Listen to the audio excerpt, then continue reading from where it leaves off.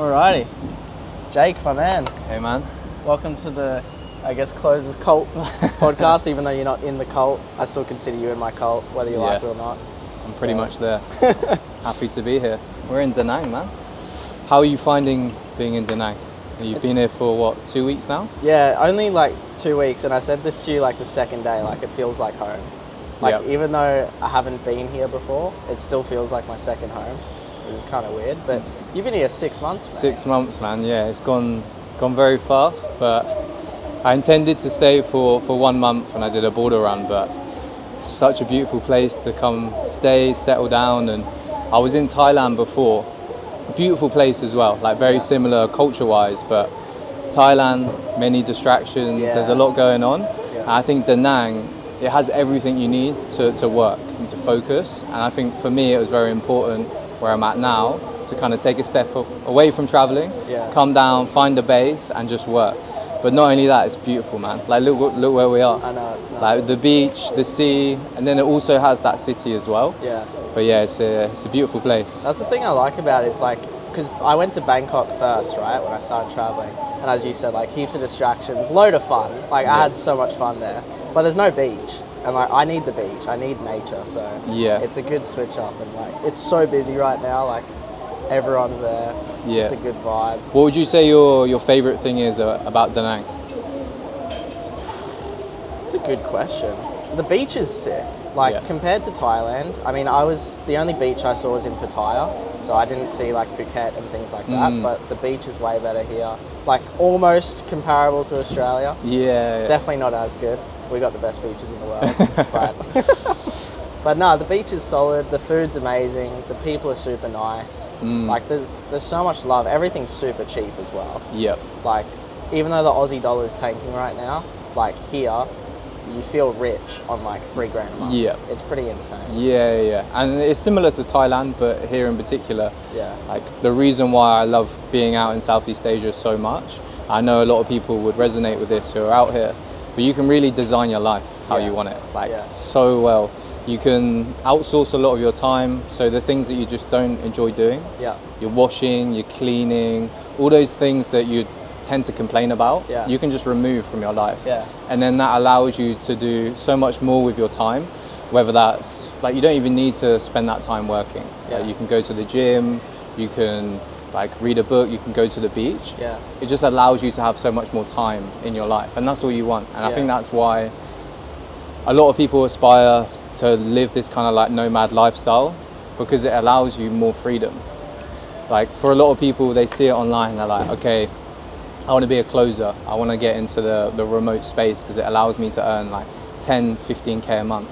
I think that's very attractive, and of course no one's going to turn down that sort of money. But for me in particular, or me personally, I like the freedom that it gives me. Like I think I was saying to you the other day, I'd so much rather prefer earning 5k a month and then have the freedom, have the autonomy to work maybe 4 or 5 hours, 6 hours, but then live where I want, do the things that I want, go to the gym, have all this time to do the things that I want. I think it's a perfect place for that. Even like the biggest thing I hate is cleaning. So like even I'm Airbnb hopping. I know you've stayed in like a rental, which is better long term, but like me, I'm just Airbnb hopping. So like when I leave, I just leave all the dust or whatever dirt and I'm gone. And the next place is super clean. Don't have to stress. Get the laundry done, pick it up the next day. It's all dried, it's all washed, it smells good. Like you buy food out at a restaurant or you get it delivered. Like delivery is it's what, like $1 extra for delivery, and then you've got the convenience. Like I've had so many days where I'm just busy working, like got no time to go out. I just order my chicken or my burger, whatever I'm ordering. But then it's just like straight at the door. Like just the time you save. The time you save. You think like when you're at home, how much time you spend cooking. If you're cooking 3 or 4 meals a day, not only are you cooking, you're washing up. You're thinking that the mental capacity sometimes it takes to write out a shopping list, go out, get the food. If you're able just to order food instantly like that, save hours. I spend so much time meal prepping. I'd spend like half my Sunday meal prepping. And then I got to go shopping, I got to plan it out, you're right. Like it's just so much easier to just buy it, it's done, and it tastes better. I mean, like, I don't know what ingredients they're using and shit like that, but you know, Ignorance is bliss. Yeah, it's delicious. Yeah. Would you say you prefer Thai food or Vietnamese food? Probably actually prefer Thai food, to be fair. Like, I love a good pad Thai. Yeah. Like, Pad their Thai, curries. thanks, Yeah. I think it's the Penang curry, Massaman curry, like, those hit the spot.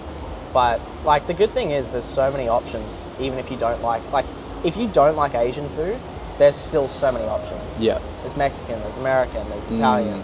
The amount of Italian places, like... Yeah. All very affordable as well. Oh, yeah. Yeah. It's nice. But I agree with you. Thai food, I would say, is a little bit more superior. Yeah. I think they're more generous with the portion sizes when it comes to protein. Yeah. And that's what I like the most. Like the chicken and rice dishes that you can get, like chicken and basil, so much better than And depending here. where you go, like if you ask for extra chicken, people just look at you like, who Yeah. the fuck's this Westerner? Who's this Farang? Like, Yeah. that's good. But like, what led you to come? So did you go from the UK to Thailand and then Thailand to Vietnam? Yeah, so I was in Koh Samui for 2 months. Yeah. And then I came to Da Nang for 1 month, and then I came back to Thailand. Yeah. And I actually, the second time I went to Thailand, because it was the first time I'd ever come solo traveling, especially Southeast Asia, I really wanted to experience almost like the backpacking sort of experience. Yeah, for sure. So I did that in December. I didn't go full all in. I had a nice balance of working and then obviously staying in hostels as well. But I think it's an experience that everyone should do at least once, because the amount of different people that you meet from all different places, different cultures, you learn how to adapt in different environments as well. You're put under pressure in like different circumstances. Yeah. And the places that you see as well are truly incredible. Yeah. And I think sometimes it's easy to get into the trap when you come out here. Obviously everyone's different, like depending on your goals, what you want to do. But I think it's easy to get in the trap. It's like, okay, this is going to be my home. This is where I'm going to dial in. I'm not going to do anything else other than stay in this one place. Yeah. I think the world, especially Asia, is so beautiful and there is so much to see. Yeah.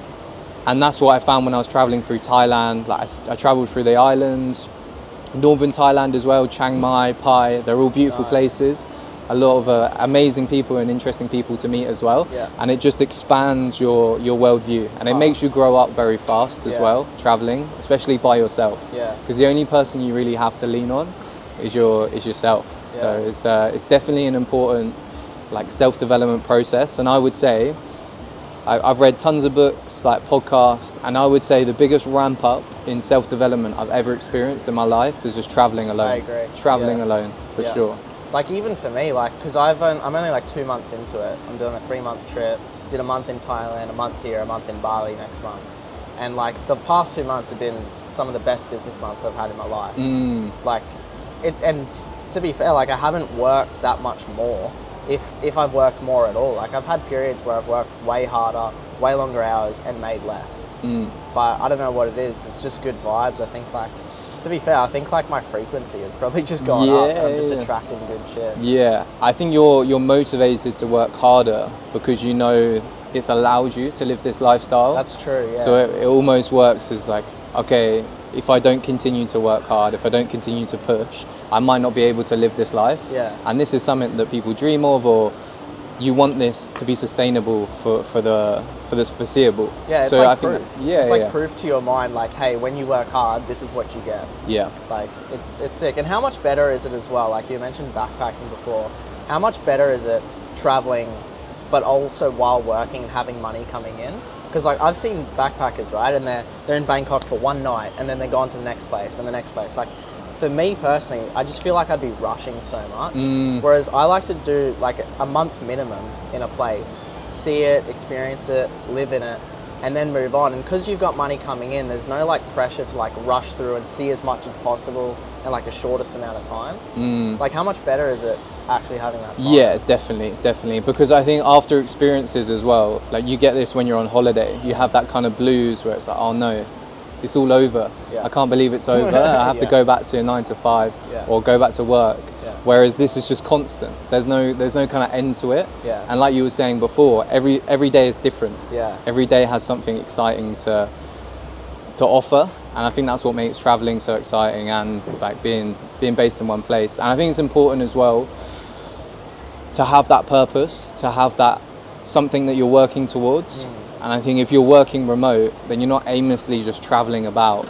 You are you do have that like vision that you're aiming for. I think that helps you stay focused, because it's very easy, I can imagine. You're traveling, you're backpacking, kind of feel a bit lost. You're kind of just going day by day. Finding yourself, yeah. Which, don't get me wrong, I think it's an incredible thing to experience. And I think everyone should travel at least once in their lifetime to do it. But for me, I do really like having that sense of, okay, wake up, I have this to do today and something to aim for. I really like having that kind of purpose. That especially drive. Yeah, because like if you get too caught up in the travel and being like, oh, I'm in this new place, I can't work, I have to spend my time just traveling, like then you just get nothing done. Yeah. And like when I've done holidays here and there, but anything more than a week, you get used to it and then you just get bored because you're like, oh, I'm not working on anything. So I find this is like the perfect balance I've had in my life, where I can still work towards something, still grind when I want to, and then when I want to relax, when I want to just see new places, I can just walk outside. Yeah, it gives you that balance. Yeah. But how do you maintain your productivity when you're kind of traveling? I just try and keep like up until like 3 to 4 p.m. is work and productivity, and then basically 4 p.m. till bedtime is if I want to work, cool. If I want to go enjoy myself, cool. If I want to go see people, cool. As you've seen, I'm a massive extrovert. Yeah. So like I went like 2 days not seeing anyone. I was just stuck in the Airbnb working. And like yesterday I was like, okay, I need to see people. Like I just came out, like got 3 other guys. But the way I do it, I just like block off times and I live by my calendar. Like gym in the morning, first thing, then I work from about 10 a.m. till 4 p.m. I'll eat like in between calls, and then from 4 p.m. it's just whatever. Yeah. Sometimes I'll have some training calls, sometimes I'll be working or learning or self-development or something like that. But sometimes I just want to go for a walk on the beach, call family. Yeah. Nice. When you're working, I know you said self-development. When you're working on self-development, what are you usually doing?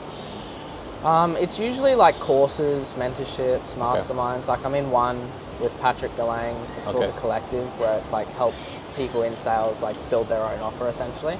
So like that's what I've been working on, obviously with the Closers Cult and things like that. Yeah. Or sometimes it's sales training, sometimes it's reviewing my calls. Sometimes it's just tracking numbers, like because I'm managing a team now, like I have to be way more focused on the admin and all the boring shit. So like tracking numbers, tracking no-shows, sales, close rates, revenue per booked call, like all that boring stuff as well. Yeah. So yeah, that's. Do you ever work, because obviously that's all sales side of things, do you ever have that self-development maybe more on your mind and your mindset? Yeah, to be fair, it's been a while since I have. Like usually that sort of stuff just comes from podcasts. Like I listen to a lot of podcasts when I'm at the gym, or if I'm multitasking, if I'm eating. Like I listen to like some Chris Williamson or some Joe Rogan or whoever. So that's usually where the like personal side comes. Yeah. How about you? Yeah, I would say I actually spend quite a lot of time on that because I know how valuable it is. I think a lot of what happens in your life, it does start with the mind. Yeah. And I think once you understand that, it is important to spend that time like figuring out why you have certain thoughts, why you feel the way you do. And I think I mentioned to you, I always make sure that I meditate at least like 15, 20 minutes a day because it just keeps me grounded, but it also just allows me to work at a better better frequency, like more productive, because I just feel better. And I think it's important to spend that time with yourself on that self-development because without it you can get in a little bit of a rabbit hole where you don't feel good and it just has a knock-on effect with your work and how you feel as well. And that's why I like living out here, because it does give you time to do that. When I was in a 9 to 5, I never really had that much time to do that. I would have to kind of fit it around certain things, and let's be honest, a 9 to 5, it's never really a 9 to 5. You're commuting, it's like 7 till 7. So when you get home, go to the gym, eat dinner, you're exhausted, so you don't have time to do that. Whereas what I like here is like working remote, working this lifestyle, is you have that time to sit down, listen to podcasts, read books, and that just has a knock-on effect with your ability to sell, your ability to create relationships, communicate better. And for me, that's like quite a big piece of the puzzle, and I always make time. Especially in sales, where like it's kind of like boxing, like it's a peak performance industry. Like you show up on the call. Like obviously you can practice skill, you can know what you're going to say, all that sort of stuff. But if you're not present, if you're not listening to the person, if you're not in a good mood, like it comes off. Like I know I've had that myself where like I'm just in a bad mood. Yeah. And sometimes that comes off, you know, and that's not ideal, especially in sales. So like, yeah, I think it's good to focus on the personal development stuff, and then the sales can come as well. Yeah. So I think that's good. Like I said to you when I first met you, I was like, how much do you meditate? Because I can tell when I just speak to you, I'm like, this guy's chill. Like. Thank you. Yeah. I think the one habit, there's a lot of habits that get thrown about in self-development, and like do this, do this, do this. You see, if I was to recommend one habit that would just be very transformative for people, it would be to meditate. When do you do it? Do you just do it as soon as you wake up, or? Usually when I'm here, I walk down to the beach, I'd sit like my back up against one of the palm trees, and then I'd sit there for 20 minutes. Okay. Either have a guided meditation app, Waking Up, Sam Harris, would highly recommend that. Yeah. Or just unguided, sit there with your thoughts, see what comes up. Yeah. 20 minutes, like not even 20 minutes, you can do 10 minutes a day. That's going to make such transformative change in your life. It's going to make you a better person. It's going to make you more present, more aware. Yeah. I like people who meditate, no, but people that don't, I just would strongly recommend. No, you're right. That. I did it for like a year and a half straight when I was in school, and like I still kind of have the skill, but it has faded because I haven't been consistent with it. Yeah. But when I did it, you just notice, like you'll be walking, and you'll just notice, oh, I'm seeing this, or oh, I feel this way, and then you can like acknowledge it. But I am genuinely curious, like when you wake up, do you wake up, like brush your teeth, change, and then go, or do you just like wake up, stinky breath, go to the beach, like start meditating? Like how quickly are you out there doing it? It's a non-negotiable for me, so I do it every morning. But I do I brush my teeth first. Okay. I brush my teeth, put on some clothes. No, I don't shower because you just get so sweaty, sandy on the beach. But I'd brush my teeth, that wakes me up, and then I'll walk straight down. This is actually what my day looks like in Da Nang in the morning. So I'll go down, I'd sit on the beach, I'd meditate for 20 minutes, I'd maybe do some like visualization, that kind of stuff. And then I would walk down to the beach, maybe like a 10-20 minute walk, get my steps in, and then sit down, have a coffee on the beach, and then like read a book while having my coffee, my cafe den. Yeah, I remember I saw you the other day reading. I was like, oh, there he is. Yeah. But it's funny because you just, a year ago, I would be like, that's my dream morning routine. I would have dreamt of doing something like that. I think it's so easy when you've been out here for so long to kind of normalize it. It's like, oh, this is my normal life. So it's so important for me anyway to take a step back and be like, wow, I am grateful for this. I can't believe I get to do this every day. And yeah, it's incredible, and it's so accessible for people. I don't think people realize how accessible this is. If you don't need that much money to do it. You can live in Da Nang for about 1,000 USD. Yeah. What would you say to people that think, fuck the morning routine, fuck the personal development, just make as much money as you can while you're young, just grind. Yeah. Because you said before, like, you would rather make less money but like have more freedom, right? Which I agree with to an extent as well.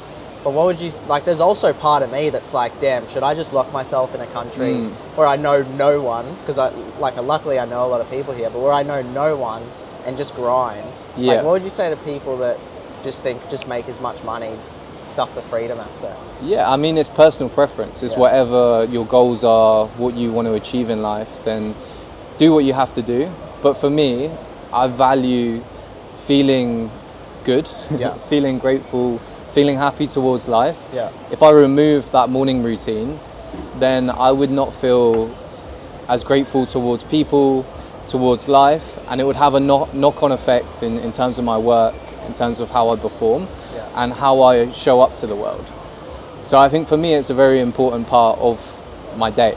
And it's not for everyone, you don't have to do that. And if your goal is to make 20, 30K a month, start your own business. Yeah. Of course you have to make sacrifices, and you may have to make that sacrifice of your morning routine and just start working straight away. And if that is the case, so be it. Yeah. But for me personally, I would much rather have that morning routine in place, feel good for the rest of the day, because I know if I take it out, I might not be able to perform how I want to perform. Yeah, it's interesting. I think I'm going to start implementing that, because at the moment I just wake up, like I listen to affirmations while I'm getting ready and stuff, and then I just go to the gym and I do it in the morning. But do you you do it in the afternoon? Hey, gym. I usually do it maybe 11 a.m. midday, just to break up my day a little bit. Because I think that'd be solid. Like if I could do some meditation before work on myself first, and then that first call, like I'm primed. Yeah. Got the morning sun, got the steps in. Yeah. Trying to lose that fat that I gained in Bangkok. So. Yeah, because for me as well, you're putting yourself at a bit of a higher frequency. Yeah. Because I have tried that. I have tried just working straight away, and for me, I feel like I'm at that lower frequency and I'm not performing well. Whereas I come out, I get sunlight, I meditate, I'm aware of my thoughts, I visualize the person that I want to be, the future that I want, and then I'm primed, I'm ready. I'm ready for the day, I know what I need to do.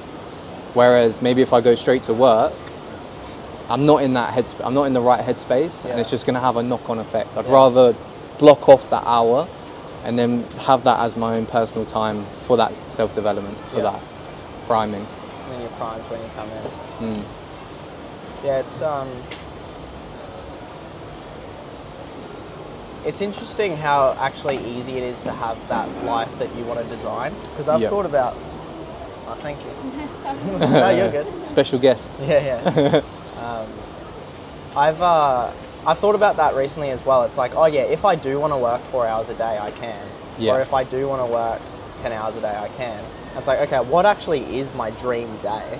Like, I've gone back and forth so many times on my routine. I'm like, do I gym in the morning? Do I gym in the other? Do I get sun? Do I do my steps? Do I do this? Or do I just grind? And like, I constantly go back and forth. Like, I still haven't nailed down a routine that I've stuck consistently to for 6 months. Yeah. Like I still get what I need to get done, but it goes back and forth. So it's how did you come to decide, okay, this is what my dream day looks like? Did you just experiment? Well, what's your goal? Like, is your goal to hit these financial targets, to keep getting better at sales, and then get to that point where you're building Closer Cult, you're building what you're currently building? Or is your goal to be happy, to enjoy both? Yeah, so that's the thing. Sometimes, I feel like if I watch a certain podcast, I'm just fired up and I'm like, fuck it, I'm 22, I need to just go ham. Screw everything else, screw happiness, just make as much money as possible. Yeah. And then there's also the other half that's like, you know what, who cares about work? Like, people live on way less than what I live. Why don't I just do that? And I still haven't fully decided. So right now I'm just in the limbo of both. What's your reason for earning all that money? What's your why? It's a very good question. This is why I need to do therapy. This is a form. Yeah, I don't know. Obviously you got the logical reasons, like set yourself up for the future.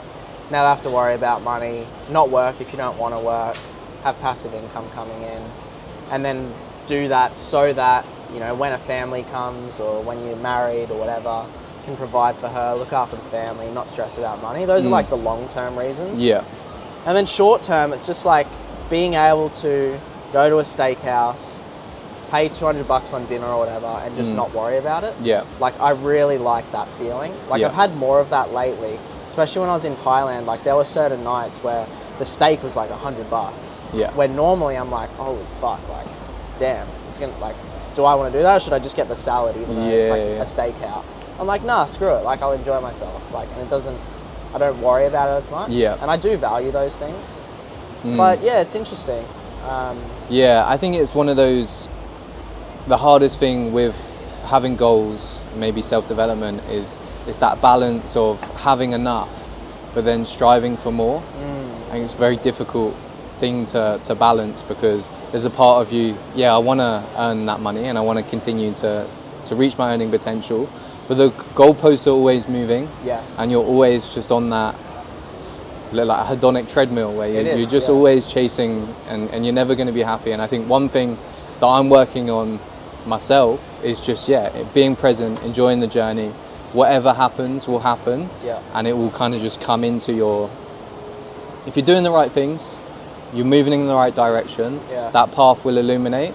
You just have to make sure, that you are doing the things that are serving you well. And I think it's easier said than done. Yeah. But really bringing yourself into the present moment, and that goes again back to meditation. I think it's a great habit to do that. It's interesting because it's kind of like I thought when you were saying that, just have faith, you know. And I know we were talking about religion the other day. Yeah. And it's like I always see this quote. It's like, work as if God doesn't exist and it's out of your control, but have hope as if He does. It's like, you know, have faith that it'll all be okay, but also still do everything you possibly can to make sure it works out. Yeah. You know, and having that like self responsibility. Yeah, because again, when we talk about frequencies that we were earlier, when you're operating from a place of maybe fear, scarcity, you realize that you attract less into your life because you're not as open to opportunities. Yeah. Whereas even if maybe things aren't going so well, or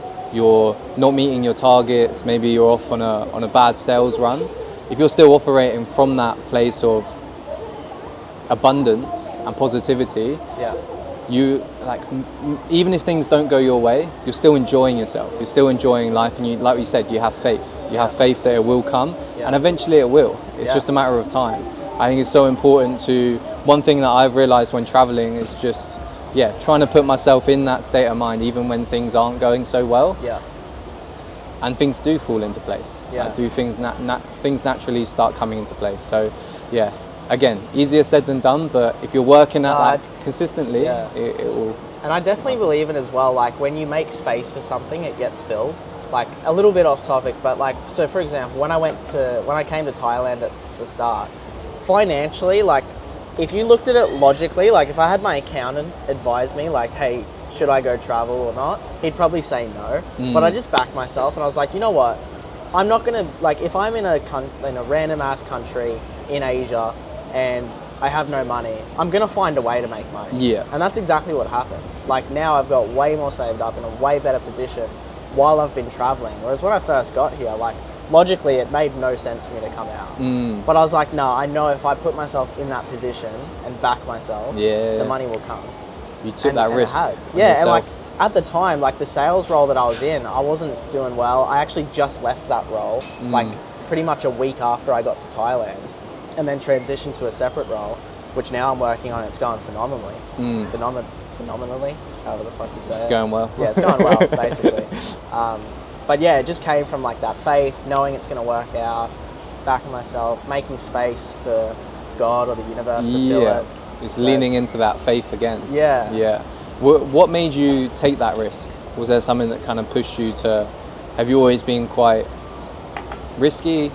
I would say I've been pretty, like, I'm usually a risk taker in general. Okay. Like, I would say usually I am anyway, but like, so in February this year, got out of a 3-year relationship. Like my whole like world kind of changed, because when you're with someone for 3 years, like we were living together, our families are together, like the whole life is around them. So then after that, I actually went to Vietnam. I went to Hoi An with my family for a week, and she was meant to come on that trip, and she didn't. And then I love traveling, like experience what it was like to be single, to like travel. And that was the first time where like I wasn't just, like I was old enough to not just hang out with family. So I went out on my own and like had fun. And I was like, oh crap, like this is good. I need to do this again. And then when I got back to Australia, I got back in my apartment and I just remember like looking at my bed in my room being like, this ain't it. I gotta get back out there. You got a taste of it. You wanted more. So then like literally from that moment, from the day I got back, I was already planning, okay, how can I travel again? And then it was in the back of my mind, and then I went to a mastermind again from the collective with Patrick, and I saw people like Laura, Bruce, James Lawrence, Patrick in the Gold Coast, and I told them about my situation, and I didn't ask for their advice, but they gave it to me anyway, which I'm grateful for. They were like, dude, go out and travel. Like, go travel. And I gave them so many excuses and BS as to why I couldn't. I was like, oh, I've got my rental, you know, money-wise, like I'm not in a good role, all these sort of excuses. And then a few weeks later, I realized, you know what, if I want to make it work, I can make it work. And so literally I booked the flight, I booked the Airbnb, and then from there I was like, all right, I got to sort this out before 2 weeks from now. So then I found someone to rent out my room in Brisbane, got that rented out, sold my car, like sold like just stuff that I don't use anymore. I was like, all right, looks like I'm happening. going. Yeah, and then I landed, and then like, honestly, since the first day I landed, I actually felt super comfortable with it. I was like, I know this is gonna work out. Like I just had a feeling. Yeah, come to peace with it. Yeah. No man, I completely resonate with that. It is scary, like, taking that jump, and I think like obviously you had a lot of hesitation with it, like whether it's going to work, whether it's not. Yeah. But realistically, what is the worst thing that's going to happen? Especially where we're so young, we're still in our 20s. Yeah. Worst case scenario, it doesn't work out. Yeah. You go home. Yeah. You start over again. Come up with a new plan, and a lot of people prevent themselves from going because of that fear, because of that risk of what happens if it goes wrong? What happens if I lose all that money? What happens if it doesn't work out? If it doesn't work out, so be it. Yeah. And that's one thing I realized, and I'm so grateful that I took the jump, because I was feeling all those emotions at the start, where it's like, I don't know if this is going to work out. I don't know. Like before I left my 9 to 5, it was a big risk. I was comfortable, but it has worked out, and I'm very grateful for that. I've had one of the best years of my life, and even if things didn't work out from now, I can look back on this period and see there was so much growth. There was so much, even if it did end in failure, which I genuinely don't think is really a thing. It's just all like cliche as it sounds, it's all lessons. You're going to learn from it regardless. I can look back on this period and go, that was one of the best years of my life. Like the things I got to do, I dreamt of doing. Like going to all these cool places, living out in Southeast Asia for a year. It was incredible. And that all came down to just taking that one risk, that one jump like you did. And I would encourage many people, the thing that you're uncertain about, the thing that you fear the most, lean into that. And that's what you should do. Because even if you fail, even if it doesn't work out, you're going to take so much from it, from the experience, rather than if you just sit at home, you don't do anything, and you regret. You have regrets because you never took that opportunity. Yeah, and if you focus on the negative, like you're just going to make it happen. Like literally, like if you just think about all the ways it could go right instead of all the ways it could go wrong. Yeah. Like I know it sounds weird, but I do think you'll just manifest whatever you think about. Yeah. Like if you constantly focus on what could go wrong, it's going to go wrong. Yeah, definitely. And the opposite is right. Yeah. You think of all the things that can go well, can go right, then it will come into fruition. I strongly believe that, because I see it it's funny, manifestation, visualization. It's one of those things where I would never ever believed in it. It's a load of bullshit. What you can think your way into a situation, but when you start implementing it on a daily basis, and then things start to happen, I do kind of believe in this, and then you lean into it. You get proof. You lean into it even more, and then you're like, I 100% believe in this. Like, why wouldn't I be? But it makes sense. You think about positive things. You think about what you want to achieve, who you want to become, and you act as if that person who you want to become, it naturally just comes into play. And then you think of fear, you think of not being confident, you think of all the things that you lack, naturally you're just going to start to act as that person. And it's cool because even the stuff we're talking about, like obviously we're both in sales, high ticket programs that we sell and we close and all that sort of stuff. Like these are similar word tracks to what I'll use to people. And so like a lot of the guys or girls I speak to, like they're scared about taking that leap.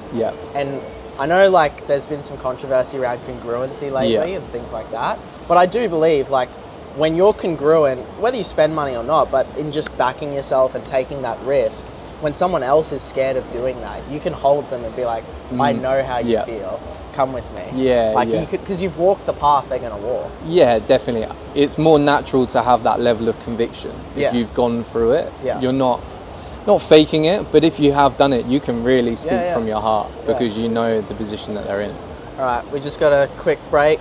Cheers to the Diet Coke. Coke Zero. Yeah, like I said, losing that fat from Bangkok. But no, it's too many pad thais. Yeah, literally too many pad thais. But it was funny. Off air, we were just talking about like how cool it is. Obviously, we're both young, right? Like you're 25, I'm 22. Yeah.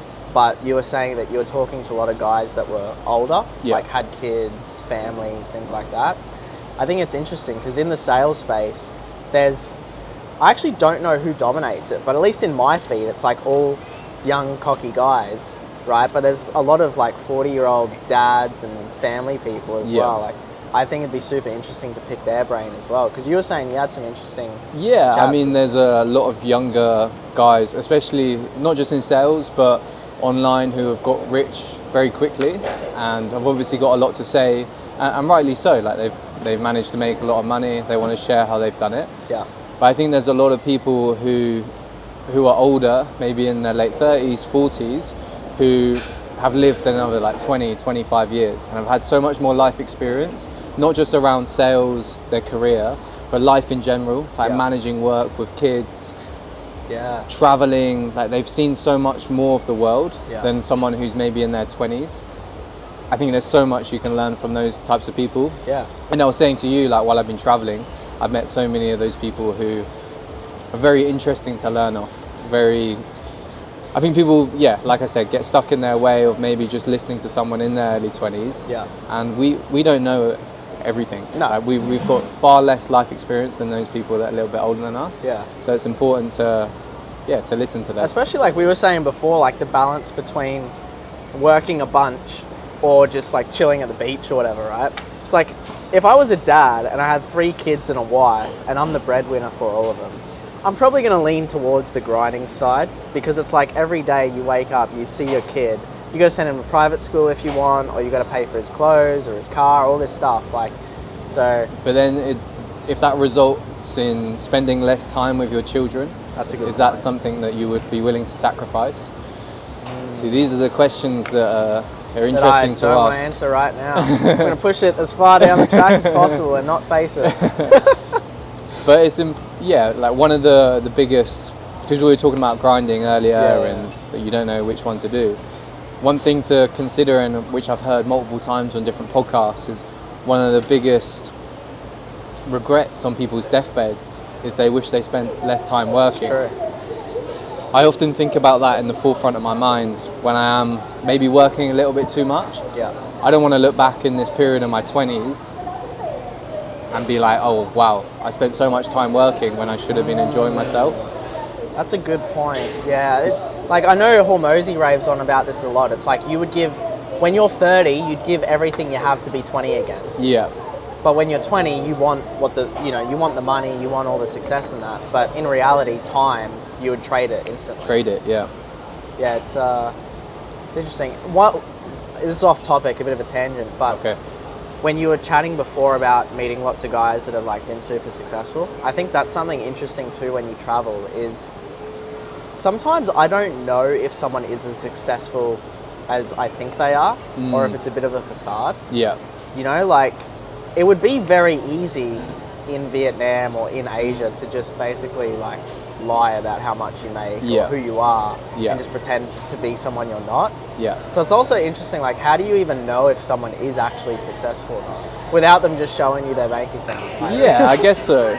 But it Right, minor interruption. We had to see if we could still hear each other with the music going on. But how do you tell if someone is actually successful or not? Like, when you're in a place like this, without them just showing your bank account.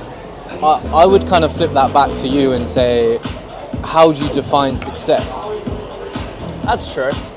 Because someone could be earning 1,000, 2,000 USD, and their definition of success is they get to go to the beach, they get to spend time with their friends, they eat out, and that for them is success. Like, they have got success. If your main metric is how much money you're earning, and that is your metric for success, then I don't know how you would identify that. It's a good point. I think when I think of someone successful, I'm just like, do they live the life that I want to live? So I guess if I saw someone that was like older, they had a family, but they still have the time to spend with them and make a bunch of money, I'm like, that's sick. You know, like, I mean, for example, like, shout out to Jimid. Like, when I met Jimid in Pattaya, he's someone who, like, I see online does well, but then when I meet him in person, I'm like, oh, sick. Like, he's got a wife, he's got a dog as well. He spends a bunch of time on the beach, but he's also got the business that's doing really well. So, like, when I met up with him, I was like, that's awesome. Like, he's got a good balance. He doesn't just make a bunch of money and works all the time. He's actually got balance. Cool. Yeah, that makes total sense. And it's just going to depend person to person. Yeah. For example, someone from Vietnam might just look at someone who is oh no. The music. No, I didn't know really where I was going. Oh, that's okay. That's fast. I get. What do you think about, like, you're in gym, it's training? Like, how are you finding that so far? Yeah. I mean, gym is community is really good. Yeah, really, really good. I think his hands-on approach, and you can tell that he cares. Yeah. Like, shout out to Jimid as well. You can tell that he really wants people in the community to do well. Yeah. And you can tell by how much effort he's putting in, how much one-to-one help that he's putting in as well. So I'm really enjoying it. I'm growing a lot, not only in my sales game, but mentally as well. That was the vibe I got from it as well. I was surprised. I was like, wow, you really care about how much people get results. Yeah. Which for me, like, obviously I care. Like, I've got the closers cult and stuff, so I got some students that I work with and I love it. And when they win, I'm like, oh, that's sick. But I'm still personally working on, like, wanting to love helping people. Yeah. It doesn't come as natural to me. Okay. Why do you think that is? I don't know. Maybe I'm just naturally selfish. Yeah. Like, naturally, I just want to win. You know, Yeah. like, to be honest, when I first started it, I more so looked at it as, okay, how can I make, like, another good business to supplement my income? Yeah. But it is cool because, like, as I'm training guys and they start to win, it does make me want to help them more. So I think it's something that, like, can be developed and can be built. Like, especially I've had a few guys now who came in like a month and a bit ago. One guy in particular, he's been working with me for a month and a half. We've done some one-on-ones as well. And he's been an appointment setter on his role the entire time. And he asked me, like, how do I transition to closing on this offer?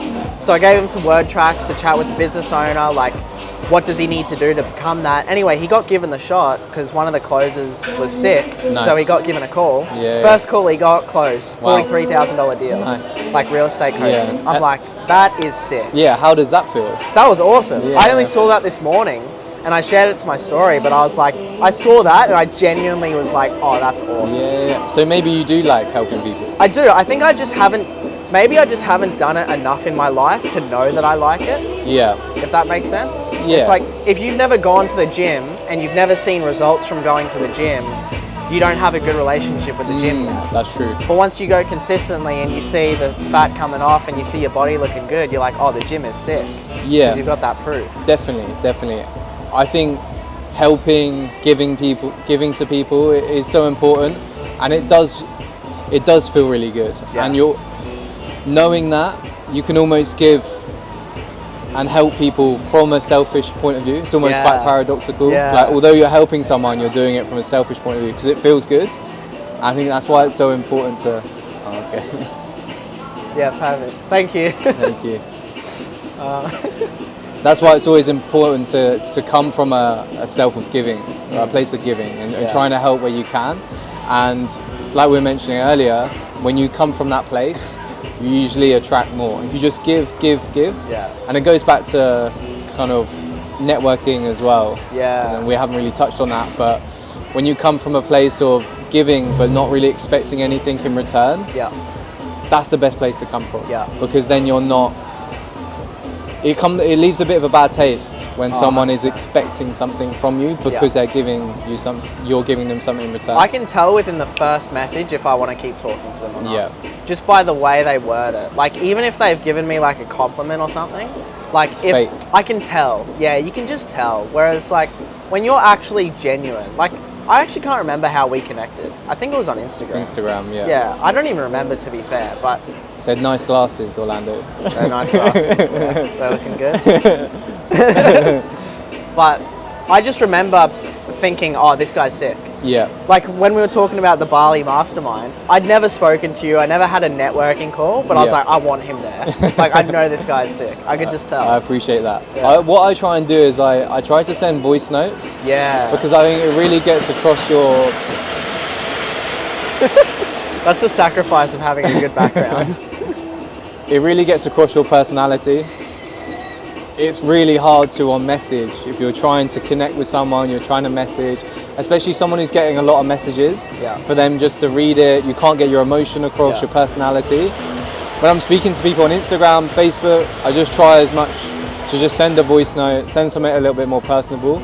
That way it's easier for them to gauge who you really are and your energy as well. Yeah. Like, it does come back to energy. Yeah. If you're coming from a place of, I really want to learn more about this person, I have something to give for them and I Yeah. don't want anything in return, they're going to sense that energy through the voice note. Yeah. And again, it's harder through message. It's funny you say about the voice notes, because you know the guy we saw the other night at the Brazilian barbecue that Yeah. had the Scottish girl. So Yeah. he was telling me, like, on the dating apps, like, he'll just send voice notes, Voice notes, instead of text, and I was like, oh, that makes sense. Yeah. It Because is true. it also, I guess it signifies you're confident in your communication Yeah. skills to be able to send a voice note to a girl, Yeah. to a friend, to a stranger that lady. you don't know, to a lady. Speaking of ladies, mate, no. That was a smooth transition into it. It's cool though. But yeah, hopefully you guys have been able to hear us over the last 5 minutes, because there's been a Yeah. lot going on. But The tunes have been coming out, the Yeah. camera's been moving I think it's a good bit. vibe. Yeah, I love yeah. how they just picked it up, but it's ended up in the perfect position. Yeah. Like, it's still sick. It's crazy in Da Nang, there's so many beautiful beach bars like this, but they're always so empty, no one's really in them. I think it's incredible. That's something I noticed, like the difference between here and Bangkok, because obviously Bangkok's been like developed for a while, so the amount of rooftop bars and stuff, Yeah. like, it's insane. Here there's not as much, because obviously the war and things like that. Yeah. But it is cool. You can see it developing, like, super Yeah, quick. it's developing so fast. Yeah. Like the area where I'm living in, there's new restaurants, cafes opening up every week. I think in 5 or 10 years, it's gonna be a big place. Oh, this. mate. And the coffees here. The coffees, Bro. don't get me started. I know you on like the salt coffees, The but- salt coffees are good. I actually found out today the difference between a white coffee and a milk coffee. Okay, Do you know the difference? a white coffee and a milk. Is it Yeah. coconut milk So, or condensed? Yeah, so they both have condensed milk, but one of them has full cream milk as Okay, well. yeah. I've realised that that's my favourite now. Okay, Yeah, it's way sweeter. yeah. You know, sweet too. I think they're very calorific. The coffees. Not good if you're on a car. Yeah, Cafe Moi is there's a lot of cream, a lot of condensed milk, but they're delicious. I'd never heard of Vietnamese coffee before I came out here. Yeah. Drinking it now, and I'm thinking this needs to come back to the UK somehow. Bro, I could have 10 of them. But yeah, Like, I've become a coffee addict solely off of those. but they're interesting. Salted caramel almost. The Cafe Moi is a salted coffees. It's like drinking a salted caramel coffee milkshake. Yeah. Depending on if you like people will be watching this being like, okay, I don't like my coffee like that. I want it like espresso americano. Oh, stuff that. But if you've got a bit of a sweet tooth like you and I, Yeah. it's Who great. actually likes an Americano? Let's be real. Who actually likes it? Yeah, it's if you need If you like an Americano, you are a waste man. do you like espressos? No. No, you don't. Not the taste. You don't like any coffee with no milk in? No, it's got to be sugary. Sugary, okay, of It's course. like a coffee milkshake. Yeah. Like when I was in Brisbane, and when I was working in an office, and you know, people are like, "Oh, do you want a coffee?" I'm like, "Yeah, caramel latte, shot of caramel, extra sweet, like milkshake." The frappes, yeah, Yes. the frappes from They're the Starbucks. best. Yeah. That was one thing I really respect about you, especially over the last few weeks. I've seen, like, because you've been on a cut, and I've been on a cut as well. Yeah. But I've found that, like, I haven't been as consistent, but you're super consistent with, like, diet. Like, when I went out that night, you're like, I'm good, like, I'm gonna Yeah. like, you're super disciplined in that sense. Like, how did you develop that, where socially you want to have fun, you want to do those things, but you know that tomorrow morning you is going to thank you for yesterday? Yeah. Like, how did you develop that? That's a good question. I've done a cut in the past, and I've got to the point many times where I've ended up indulging, and I've ended up going out, eating, and then the following day I've just regretted it. Yeah. And then I'm kicking myself. And I know that you shouldn't, you should be able to let go of that. But I know the second time around doing a cut, as intense as it is now, I know that if I make that decision and I indulge, the following day I'm going to regret it, and it's going to delay the cut. I'm going to be longer on the cut. So I'm delaying that gratification. And Yeah, I think it's just something that I've instilled because I'm thinking ahead. I'm thinking about myself in maybe a month's time. When I finish the cut, I can enjoy the food that I want to eat and I'm going to be in good shape. And it's just delaying that gratification. And I know from most things in my life, when you delay it, you reap the rewards later. Yeah. So it's all about, delaying. It's just building that connection though, eh? Because in the moment, sometimes it's so hard to like think, oh yeah, as good as this dessert looks, that cheesecake. Yeah. As good as the cheesecake looks, you know future you ain't gonna be happy. Yeah. So it's solid. It's difficult. It's very difficult, man. And I think, especially when you're here and there's so much nice food, there's super cheap, dessert, super cheap. You have to be really disciplined. Yeah. But I think being disciplined, you're keeping your word to yourself, and it feels good. Yeah. And you build upon that, Yeah. and then it elevates in other areas of your life. Oh, so true. If you're disciplined in your diet, you'll be disciplined in getting your steps in, you'll be disciplined at working out, and you become, and the other way is opposite, like you become less disciplined, you end up indulging. Yeah. That's one thing you said you wouldn't do that you've done.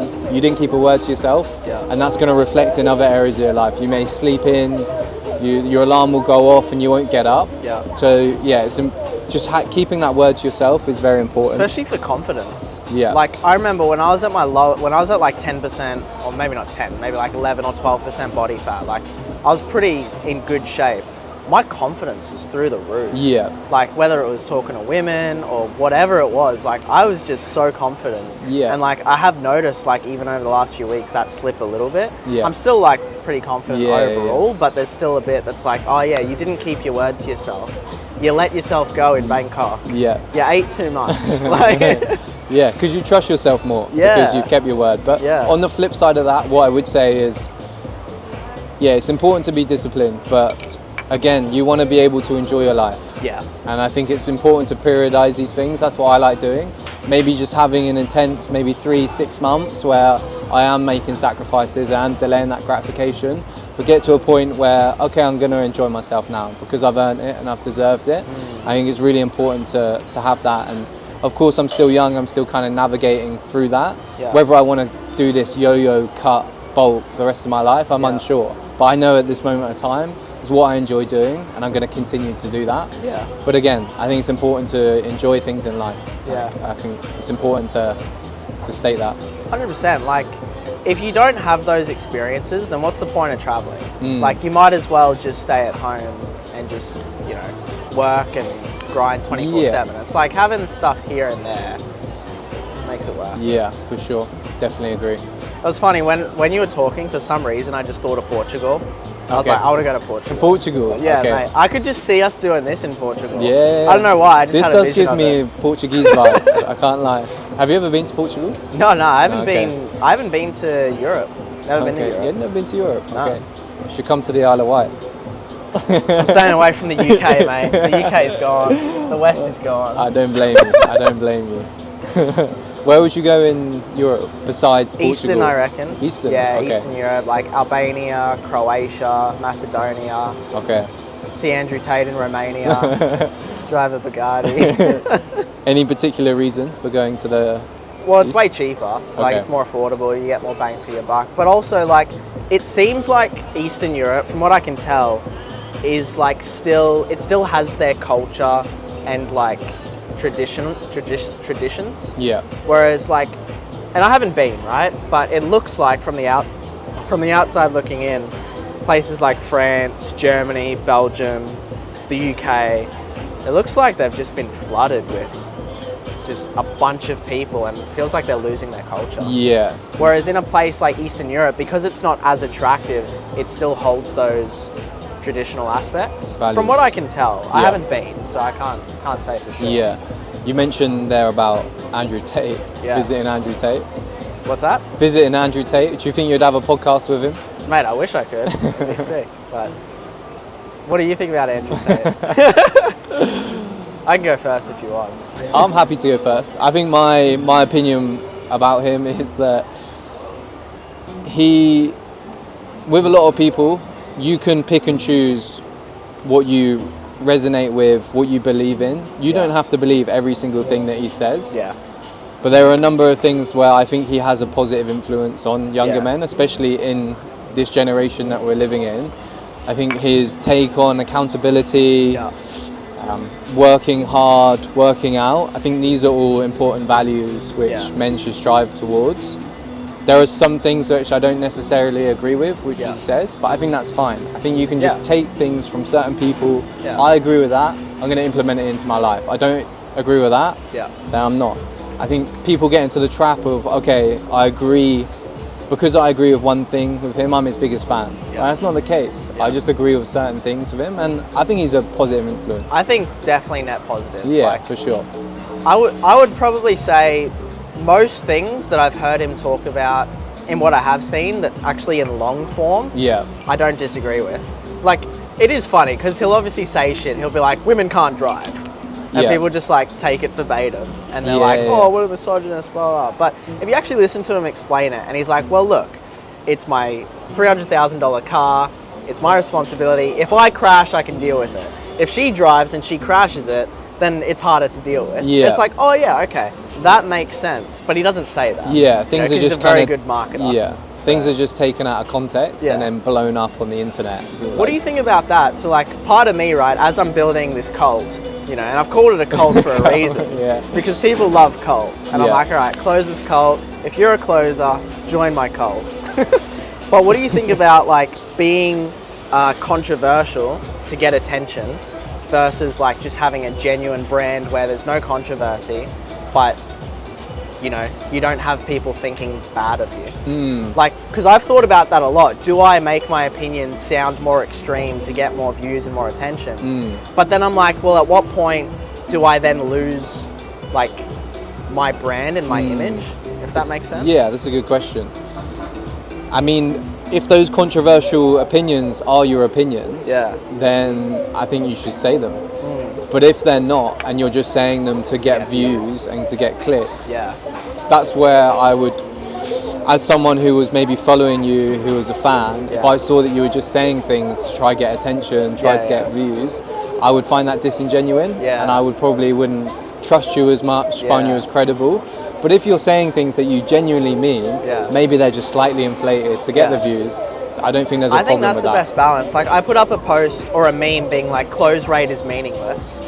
And it's like, I actually do think close rate is a pretty wasteful metric. Okay. Like, even now that I'm managing a team, I don't really look at close rate. I look at revenue per booking and cash collected per booking, cash collected per call taken. Like, those are the metrics that I look at. Because it's like, your close rate could be 50% compared to a guy who's at 20%. But if every call that's booked in his calendar, he's on average collecting more money than you, well, then he's doing better.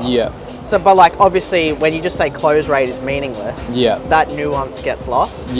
So yeah, I agree. If you can take a view that you genuinely believe in, but just make it a bit more like wow factor, that's the balance. And as long as you're expanding on that viewpoint when kind of called out on it, like, what do you mean by that? Okay, this is what I mean. Then I think that's absolutely fine. It is funny because some part of me sometimes just wants to be like, just try and break the internet, just, you know, just say some outlandish things. But look at that guy parasailing. That's sick. You guys can't see this right now, but the beach is like absolutely packed.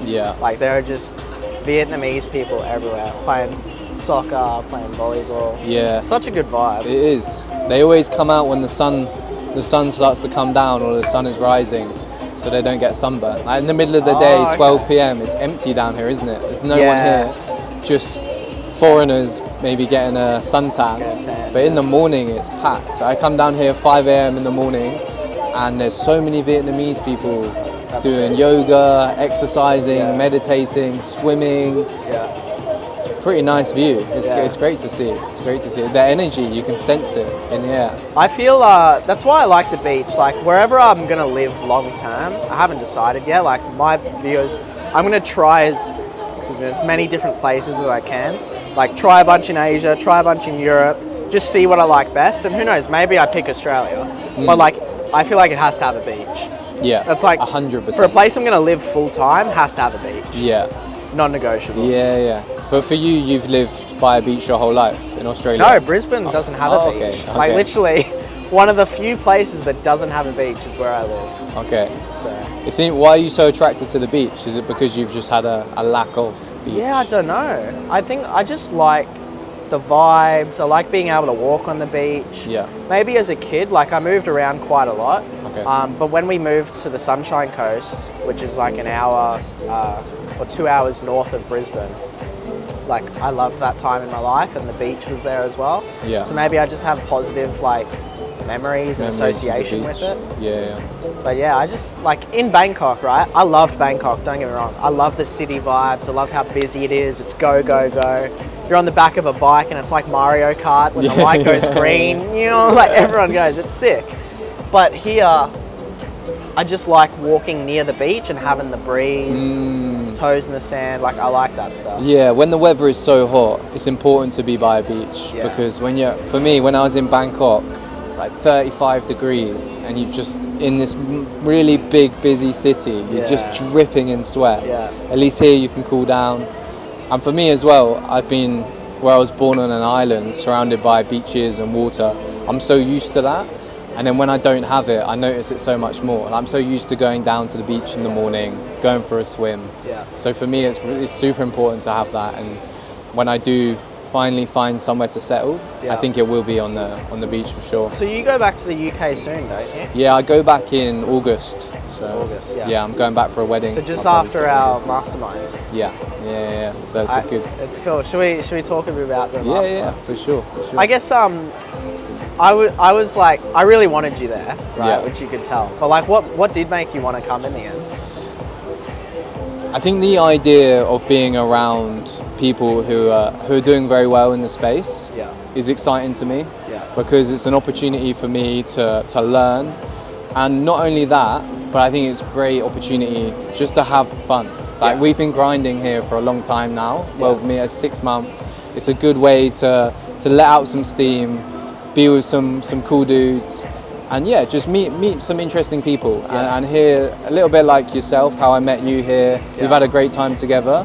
And now I think it'd be so cool meeting some like-minded people as Yeah. well. I think it's a great idea, man. I've said this to you multiple times. I think the whole idea of it is gonna blow up. I think it is. I think when people actually see it, because we're going to get a videographer there, we're going to record basically the whole thing, try Yeah. to at least.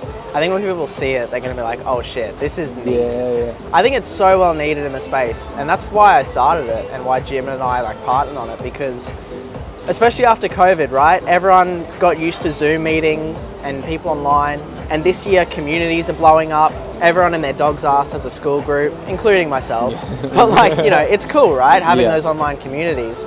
But like in-person connections, it's unbeatable. Yeah. Like you and I can chat online, but when I actually meet you face to face and we have a conversation, we share a drink, we share dinner, we share a meal, that's when you really get to know someone. Yeah, it's a lot more intimate. What are you most excited about with the mastermind? Honestly, I'm most keen, like I can already see it, like there's a pool table at the villa, right? Okay. Like I'm most keen for like, but at like 10 a.m. on a random day, a few of us have finished some calls, we're just all in the lounge room playing pool and just talking sales or talking personal life or whatever. Yeah. Like I love that shit. Yeah. Like when I was with Jimid in Pattaya, like some of the conversations we had while we were just eating breakfast, like the amount I learned just from those little moments that like you don't always get from a Zoom call or a coaching call. Yeah. It's different when you're in person. Like, Yeah. There's little things you pick up on. Yeah, I agree. Yeah, Yeah, it'll be cool. it'll be good. And yeah, obviously we'll have another one probably around November. So we got Okay. details to come on that. Do you know where that's going to be? Probably in Thailand. Okay. Probably Thailand. That's all I'll say for now. Okay. Keeping it hush hush. Yeah, we've got a wait list already, so we might just sell it out privately and be like, hey, by the way, this one's gone. You need one in Da Nang. We should. The only thing is finding a spot to do it here. Yeah. Like, do you reckon maybe on the mountain over there? Yeah. At Find a the spot? Intercontinental, Okay. 5-star hotel. Yeah. But no, yeah, you want a villa. There isn't many villas around in Da Nang. That's a good thing about Bali. Yeah, Lots of villas villas. everywhere. Yeah. Yeah. No, I think it'll be cool. And yeah, just like I said, communities are blowing up, and like meeting people in person that like for example, when I was in Bangkok, and I met some of the guys there from RSA in Connor's group. Like, there was one guy called Rob, never spoken to him, but we were both in Bangkok, and we met, and after like 2 nights together, I was like, okay, this guy's my brother for life. Yeah. Like, no matter what happens, like, he's my brother. Yeah. But you just don't get that. Yeah. I think messaging, I think in the space as well, there's always that reluctancy because you're always thinking, oh, networking, what does this guy want out of me? And that's why it's so valuable meeting people in person, because you, like you said, you can really create that bond. They know who you are, you can get your character, your personality across, and you can really bond with someone. Whereas online, you're like, it's a little bit harder unless you jump on that. Oh yeah, call. it's like, you're 100% right. You don't know if someone's just connecting with you because they want something. Yeah. Like, that's why I used to do a lot of networking calls. I don't do them as much anymore. Like, now I just prefer, maybe I'm biased because I'm traveling around, but I prefer to just have a DM conversation, and then when I get the chance to meet you in person, meet in person. Yeah. For me, what I found quite valuable is just following each other on Instagram. Yeah. I think you mentioned it before, commenting on each other's stories, finding interest in what they're doing and asking questions around it, and then they kind of do the same, and it's natural. It doesn't feel forced, and then at some point you want to jump on a call, or for example, oh, I'm in Da Nang this weekend, let's meet, and it's more natural. You're not kind of forcing something. And it's actually so funny because like when I booked the flight to Bangkok, I had no idea timing wise. Like, I didn't look at the weather, I didn't look who was there.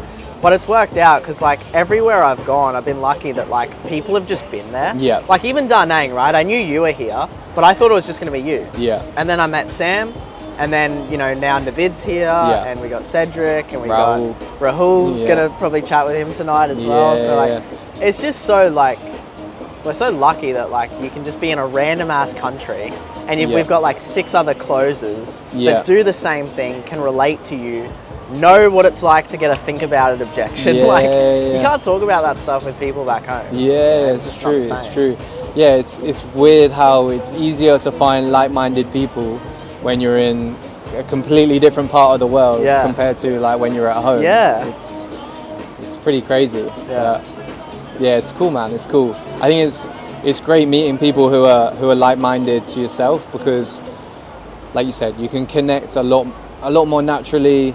You're going to have a lot more in common, and when you're both looking to grow, whether that's like mentally, physically, spiritually, you can almost grow together, which is such a nice connection. You're on the same path, you're aiming for the same thing, and I think that's where connection can get even stronger, or it can blossom into something else. So it's great. Like even seeing like how disciplined you've been with the diet and the gym and stuff like that, I'm like, okay, I need to level up. Or like even like just a random thing, like Cedric was telling me how he was doing some day game. Like cold approaching. And I was like, damn, that's like, why aren't I doing that? You know what I mean? I'm like, okay, sweet. Like just surrounding yourself with people that are doing stuff you want to do. Whether it's girls or just personal development or whatever it is, right? But just like, it's definitely more accountability. For sure. And it goes back to you as well, where you were saying about how being really organized in your sales game and just in life in general, and that's made me like far more organized now. Like I've scheduled out every single hour of my day. I think you bounce off ideas, you become inspired by each other, and then you just keep pushing each other up, which I really like. Basically we had a bit of a break and we've realised we've run out of shit to say, so I could talk to you for days. I could keep talking as well, but I think we'll cut it here, and I hope you enjoyed the Close is Cold podcast. It was great to chat to Orlando in more depth. We'll definitely do it again, and if you want to come on the podcast, if you're in Asia, shoot me a DM. Don't network, like don't be cringe when you reach out to me. Swipe up on my story, say something personal, give me a compliment, and but easy, man. Good chat. Nice one, Orlando, man.